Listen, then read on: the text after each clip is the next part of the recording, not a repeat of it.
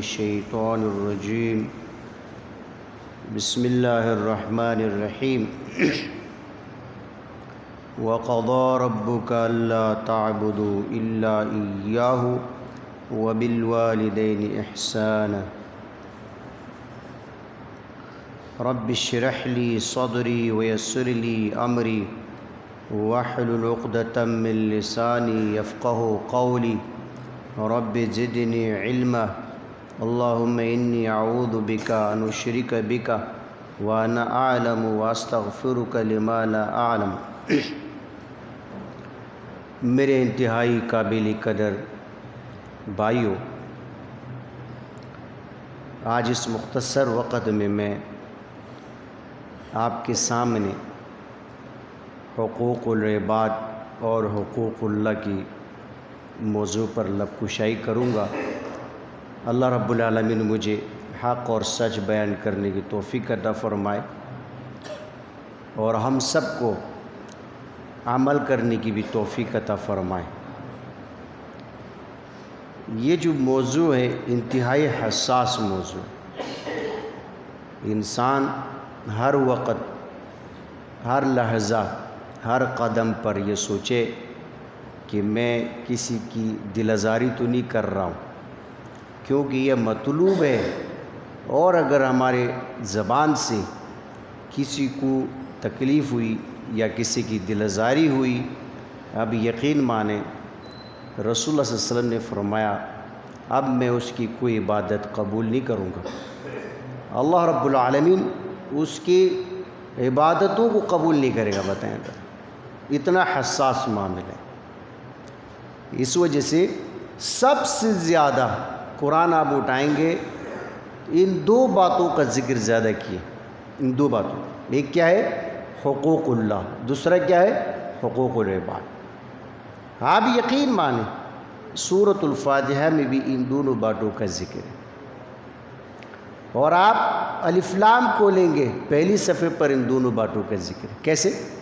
وَيُقِيمُونَ الصَّلَاةَ وَمِمَّا رَزَقْنَاهُمْ، یعنی کہ ایمان والوں کی صفت یہ ہے کہ وہ نماز کو باجماعت 5 ٹائم مسجد میں ادا کرتے ہیں۔ وَيُقِيمُونَ الصَّلَاةَ کا یہی ترجمہ ہے، اور اس کی متصل کیا ہے وَمِمَّا رَزَقْنَاهُمْ يُنْفِقُونَ، جو کچھ ہم ان مومنوں کو دیتے ہیں، نمازیوں کو دیتے ہیں، یہ اس میں سے اللہ کے راستے میں بھی خرچ کرتے ہیں۔ وَيُقِيمُونَ الصَّلَاةَ یہ ہے حقوق اللہ، وَمِمَّا رَزَقْنَاهُمْ يُنْفِقُونَ اور یہ ہے حقوق العباد۔ دیکھیں دونوں کو ساتھ ساتھ ملایا ہے، آپ حیران ہوں گے۔ اسی لیے تو قرآن اٹھا کے تدبر کا حکم ہے، ترجمے سے پڑھنا اور اس کے اوپر تدبر کرو گے تو آپ یقین مانیں ہر پارے میں آپ کو حقوق اللہ اور حقوق العباد نظر آئے گا۔ کیوں؟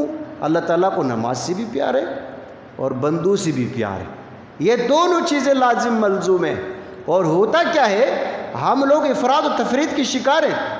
جو نمازی ہے، یہ جو بے نماز لوگ ہیں ان کو حقارت کی نگاہ سے دیکھتے ہیں، جبکہ حکم یہ ہے کہ ان کو بھی انسان سمجھے جائے، ان کے ساتھ بھی پیار اور محبت سے دعوت و تبلیغ کا کام کیا جائے۔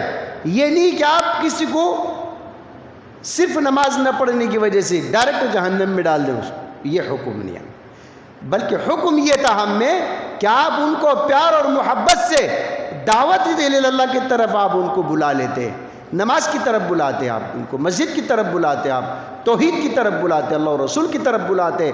یہ کرنے کی بجائے بدگمانیاں شروع کر دی اور جنت اور جہنم کی ٹکٹ جیب میں لے کے گھومنا شروع کر دیا میں نے۔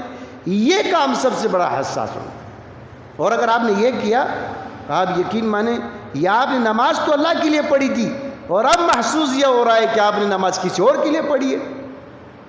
اس لیے میرے بھائیو، نماز ان صلاتی ونسکی ومحیای ومماتی للہ رب العالمین، بے شک میں نے جو نماز پڑھی تھی یہ تو اللہ کے لیے پڑھی تھی، آپ نے کسی کے اوپر احسان نہیں کیا۔ جو نماز آپ نے پڑھی ہے یہ اللہ کی توفیق سے پڑھی ہے آپ نے، تو لہٰذا اللہ رب العالمین سے اس کی قبولیت کی آپ دعا کریں، بجائے آپ کسی کو حقارت کی نظر سے دیکھیں، بجائے آپ کسی کے اوپر فتویٰ بازی شروع کر دیں۔ رسول اللہ صلی اللہ علیہ وسلم کا آخری خطبہ کس کو یاد نہیں؟ صحابہ کرام آخری خطبے میں بہت روتے تھے اور روئے ہیں، حدیثوں میں موجود ہے باقاعدہ۔ صحابہ کرام نے نبی صلی اللہ علیہ وسلم نے فرمایا یا رسول اللہ میں ایسے محسوس ہو رہا ہے یہ آپ کا آخری خطبہ ہے، اور اس چیز کو ذکر کر کے رویا کرتے تھے۔ کیوں؟ اس لیے کہ وہ خطبہ ایسا تھا، وہ ان کے الفاظ ایسے تھے گویا کہ رسول اللہ صلی اللہ علیہ وسلم آپ کے بعد کوئی خطبہ نہیں دینے والا، آپ کے بعد یہ آخری خطبہ ہے یہ۔ اس لیے رسول اللہ صلی اللہ علیہ وسلم سے پوچھا گیا ایسا محسوس ہو رہا ہے کہ یہ آخری خطبہ ہے۔ اس خطبے کے اندر سب سے پہلے کس چیز کا ذکر ہے؟ فرمایا یا ایھا الناس، اے لوگو، کالے کو گورے پر کوئی فوقیت حاصل نہیں ہے، امیر کو غریب پر کوئی فوقیت حاصل نہیں ہے، اعلیٰ نسب اور کمتر نسب ان کو آپس میں کوئی برتری حاصل نہیں ہے، بلکہ فرمایا سب سے اونچا انسان، اعلیٰ انسان کون ہے؟ جس میں تقوی ہو۔ یہ کالے کو اللہ نے پیدا کیا ہے، گورے کو بھی اللہ نے پیدا کیا ہے۔ ایک گورے انسان کو حکم ہے کالے کو دیکھ کے اس کا مذاق نہ بنائے، اس کا مذاق نہ اڑائے۔ صحیح قد والا انسان چھوٹے قد والے کو مذاق نہ بنائے اس کو۔ کیوں؟ ان الفاظوں کی وجہ سے ان کی دل آزاری ہو سکتی ہے۔ اور آگے جا کے کیا فرمایا تھا؟ آگے جا کے الصلاۃ الصلاۃ الصلاۃ، حقوق اللہ، حقوق اللہ کا ذکر کیا۔ اے میرے بھائیوں، میرے قوم کی لوگوں، یاد رکھو نماز کو کبھی نہیں چھوڑنا، نماز کو کبھی نہیں چھوڑنا۔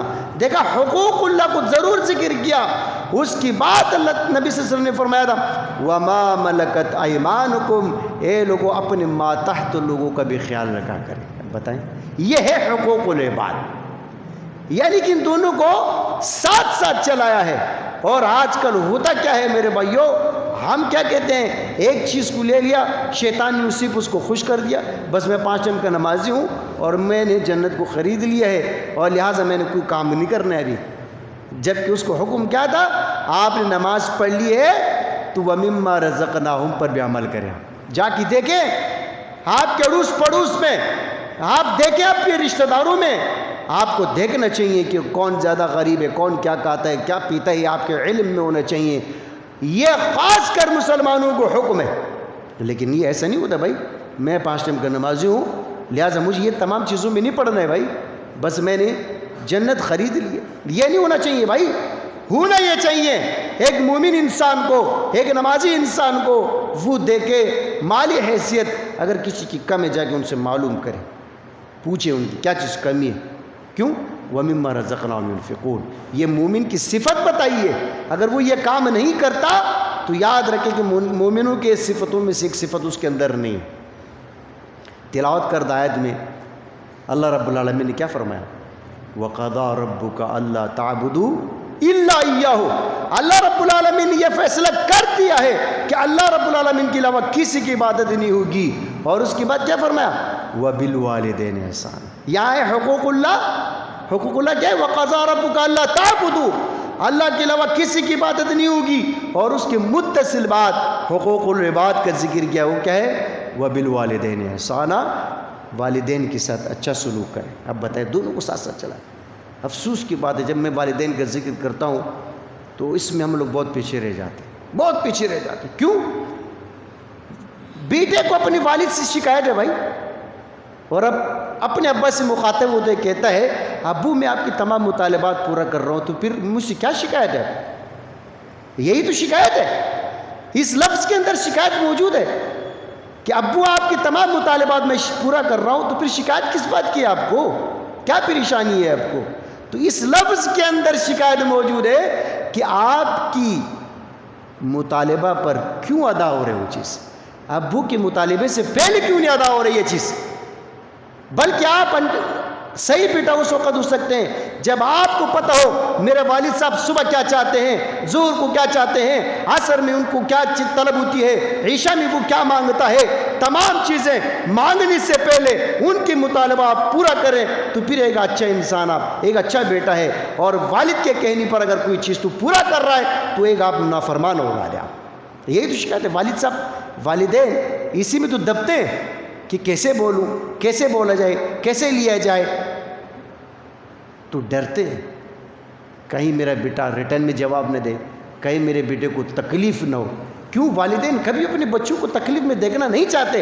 جب والدین تکلیف دیکھنا نہیں چاہتے تو ایک بیٹے کو بھی ماں باپ کی تکلیف کو محسوس کرنا چاہیے.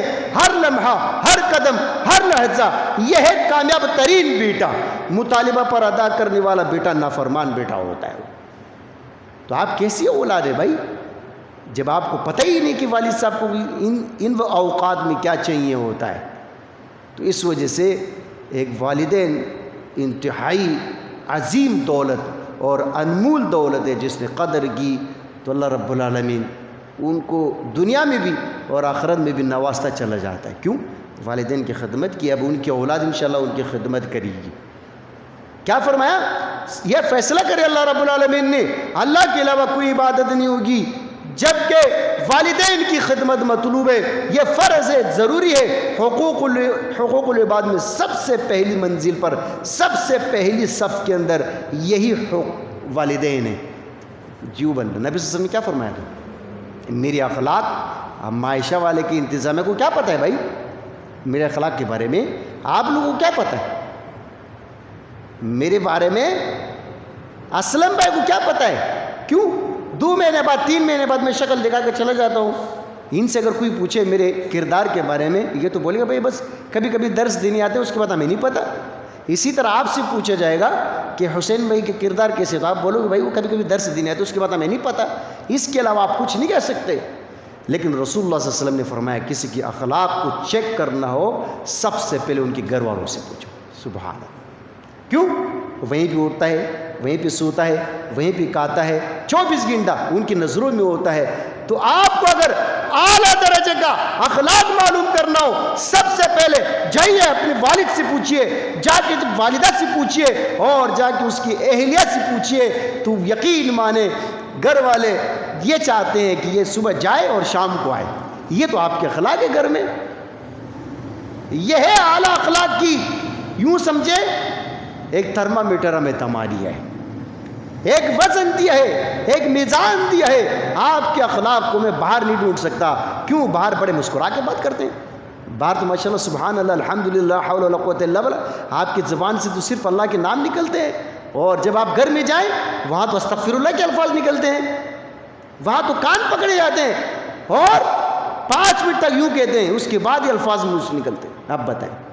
اسی لیے میرے بھائیوں سب سے زیادہ ہم لوگ کمزور ہے حقوق العباد کے اندر. یہ نہیں دیکھتے کہ ہمارے الفاظ اس کی زندگی بھر کے لیے اس کے دل کو خراب کر سکتے. اور آپ کے بارے میں یہ زندگی بھر یہ رائے قائم کر یہ بندہ اچھا نہیں ہے. رسول اللہ صلی اللہ علیہ وسلم بھی جب خطبہ دیتے تھے کیا بولتے تھے؟ یا ایھا الناس، اے لوگو میں یہ دیکھ رہا ہوں، یہ برائی دیکھ رہا ہوں، وہ برائی دیکھ رہا ہوں. یہ نہیں کہتے تھے آپ کے اندر یہ برائی، آپ کے اندر یہ برائی، آپ کے اندر یہ برائی. تو سب سے پہلا خطیب، اچھا خطیب کون ہے؟ جناب محمد رسول اللہ صلی اللہ علیہ وسلم. آج کل خطبہ کی بھی یہ حالت ہے، یہیں سے آواز دے کے اٹھائیں گے آپ کے اندر یہ چیز برائی، آپ کے اندر. ایک داڑھی والا داڑھی کاٹ کے بیٹھا ہوا مثال کے طور پر، میں نے بہت سارے خطیبوں کو دیکھا ہے وہ مجمع میں اٹھاتے ہیں آپ داڑھی کب سے رکھیں گے؟ بھائی یہ کون سی بات ہوئی؟ آپ داڑھی رکھنے کے فضائل سنا سکتے تھے. وہ تو ویسے بھی اسی کو جا رہے بات، یہ بات اسی کو جا رہی تھی جس نے داڑھی کاٹی ہے. تو باقاعدہ اٹھا کے تم نے کیا تبلیغ کیا ہے، بلکہ اس کو آپ نے ذلیل کر دیا ہے. اور آئندہ کے لیے یقین مانے اس کو پتہ چل جائے کہ اس بندے کا یہاں تقریر ہے، یہاں پہ اس نے جنہیں تقریر کرنی ہے، وہ نہیں آئے گا، وہ نہیں آئے گا. کیوں؟ مجمع عام میں آپ اس کو ذلیل کر رہے ہیں. یہ تو نہیں ہونا چاہیے نا. جب آپ داعی ہیں، داعی کے بارے میں کیا حکم ہے؟ ادعو الی سبیل ربک بالحکمت والموعظۃ الحسنہ. اے خطیب صاحب جب کسی کو اللہ کی طرف بلاؤ آپ کا انداز بہترین ہونا چاہیے. تو کیا یہ بہترین ہے؟ یہ تو ذلیل ترین ہے. بس بات کو میں اختتام کی طرف لے کے جاتا ہوں کیونکہ جو محدود کر دیا ہے 20 سے 15 منٹ کے اندر بولنا ہے، اور یہ اچھی بات ہے، زیادہ لمبا گفتگو نہیں ہونا چاہیے. آخری بات، آپ کو پتہ ہے جب رسول اللہ صلی اللہ علیہ وسلم نے فتح مکہ کیا، بہت پوائنٹ کی بات ہے یہ، آپ لوگ سنتے رہتے ہیں لیکن دوبارہ تازہ کرتے ہیں نا تو ایمان تازہ ہو جاتا ہے. بس آج بات یہ، جب فتح مکہ کے بعد نبی صلی اللہ علیہ وسلم پوری دنیا کے اندر مشہور ہو گیا کہ نبی صلی اللہ علیہ وسلم کی نبوت بھی، نبی صلی اللہ علیہ وسلم کا اخلاق بھی، نبی صلی اللہ علیہ وسلم کا پیغام بھی سب میں مشہور ہو. اور کافر جو دشمن تھے وہ رسول اللہ صلی اللہ علیہ وسلم کے سامنے کھڑے ہیں، سب نے سر جھکایا ہوا، اور سب کے دل میں کیا ہے؟ آج ہمارے خیر میں. کیا کہتے تھے؟ آج ہمارے خیر نہیں. میں نے نبی صلی اللہ علیہ وسلم کے چاچا کو مارا ہے، میں نے نبی صلی اللہ علیہ وسلم کی پکے ساتھی کو مارا ہے، میں نے نبی صلی اللہ علیہ وسلم کے ابوبکر کو تکلیف دی ہے، میں نے عمر کو تکلیف دی ہے. آج کم از کم میرا سر تو تن سے جدا ہونے والا ہے. سب نے اپنے بارے میں یہ رائے قائم کیے تھے جنہوں نے نبی صلی اللہ علیہ وسلم کے ساتھ دشمنی کی تھی. لیکن نبی صلی اللہ علیہ وسلم کیا فرمایا تھا؟ یا ایھا الناس، اے لوگوں میں تمہاری چہرے کو دیکھ رہا ہوں، میں پڑھ رہا ہوں، لا تثریب علیکم اليوم، آج کے دن کوئی بدلہ کا دن نہیں ہے، بلکہ آج کے دن تو معافی کا دن ہے. بتائیں، اتار سکتے تھے نا سر؟ کہاں سے کون پوچھے گا بھائی؟ امیر بھی ہوئے، چیف بھی ہوئی ہے، صحیح ہے، پولیس بھی ہوئی ہے، اور فوجی بھی ہوئی ہے، تلوار اس کے ہاتھ میں ہے، مکمل زور ہے، مکمل بدلہ لے سکتے، لیکن بدلہ نہیں لے رہا. کیا بولے؟ لا تثریب علیکم اليوم، آج کی دن کوئی بدلہ کا دن نہیں، بلکہ آج تو معافی کا دن ہے. جب معافی کا اعلان کر دیا، آپ جانتے ہیں نبی صلی اللہ علیہ وسلم کا سب سے بڑا معجزہ کتاب اللہ ہے. کیوں؟ فاتوا بسورۃ من مثلہ، پوری دنیا کو کہا گیا ہے اگر میں نبی نہیں ہوں، اگر میں اپنی طرف سے کوئی بات کرتا ہوں تو لیا یہ نا کوئی ایک صورت بنا کر.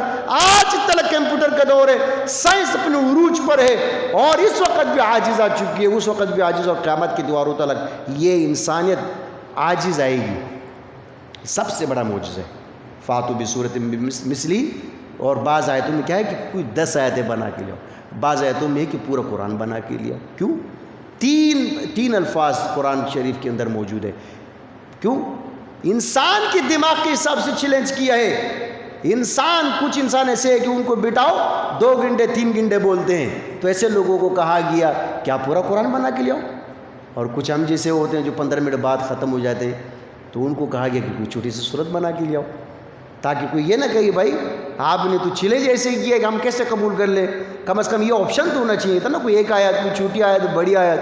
تو اللہ رب العالمین نے 3 آپشن دیے. اگر کوئی چھوٹا خطیب ہے اس کو کہا گیا فاتوا بسورۃ من مثلہ، اگر کوئی درمیانہ خطیب ہے اس کو کہا کہ 10 آیتیں بنا کے لیا.